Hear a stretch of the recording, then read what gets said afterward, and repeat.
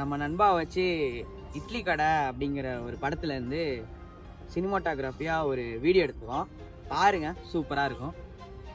பிடிச்சா லைக் பண்ணுங்க, சப்போர்ட் பண்ணுங்க.